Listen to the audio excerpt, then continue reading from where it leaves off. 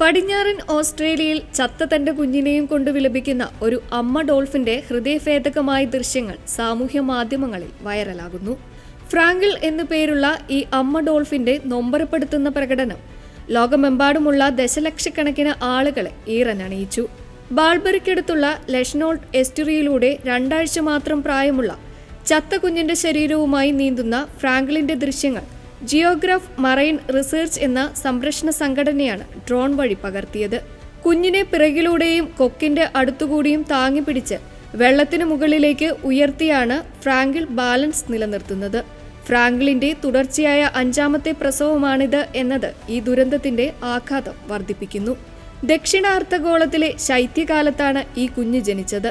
തണുത്ത ജലവും വായുവും കാരണം ഈ കാലയളവിൽ നവജാത ശിശുക്കളിൽ ന്യൂമോണിയ പോലുള്ള ശ്വസന രോഗങ്ങൾ വരാനുള്ള സാധ്യത വളരെ കൂടുതലാണ്.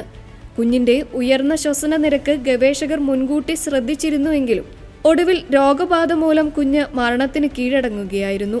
ഈ ദുരിതഘട്ടത്തിൽ ഫ്രാങ്കിളിന് പിന്തുണയുമായി സംഘത്തിലെ മറ്റു ഡോൾഫിനുകളും കൂടെയുണ്ടായിരുന്നു. സമുദ്ര സസ്തനികളിൽ കണ്ടുവരുന്ന ഒരു പ്രതിഭാസമാണിതെന്ന് ശാസ്ത്രജ്ഞർ വ്യക്തമാക്കുന്നു. സമുദ്ര ജീവശാസ്ത്രത്തിൽ ഇതിനെ പോസ്റ്റ്മോർട്ടം അറ്റന്റീവ് ബിഹേവിയർ എന്നാണ് വിളിക്കുന്നത്. തലച്ചോറിൽ വളരെ വികസിതമായ വൈകാരിക കേന്ദ്രങ്ങളുള്ള ഡോൾഫിനുകൾ അമ്മയും കുഞ്ഞും തമ്മിലുള്ള ശക്തമായ ബന്ധത്തിന്റെ ഭാഗമായി മരിച്ച കുഞ്ഞിന്റെ ശരീരം ദിവസങ്ങളോളം ഉപരിതലത്തിലേക്ക് ചുമക്കുകയോ തട്ടുകയോ ചെയ്യാറുണ്ട്.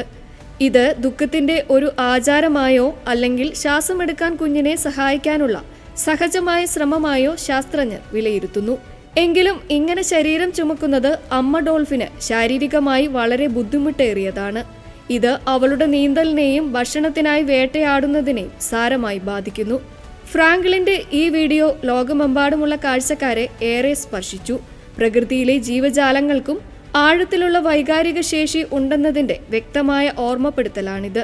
സ്വന്തം കുഞ്ഞുങ്ങളോടുള്ള അമ്മമാരുടെ അനന്തമായ സ്നേഹവും നഷ്ടപ്പെട്ടവരെ പിടിച്ചു നിർത്താനുള്ള മനുഷ്യന്റെയും മൃഗങ്ങളുടെയും സഹജാവബോധവുമാണ് ഇതിലൂടെ പ്രകടമാകുന്നത്. കുട്ടികളെ നഷ്ടപ്പെട്ട അമ്മമാരുടെ ആഴമേറിയ മുറിവുകളുമായി ഈ ഡോൾഫിന്റെ ദുഃഖം ഒരേ വൈകാരികത പങ്കിടുന്നു.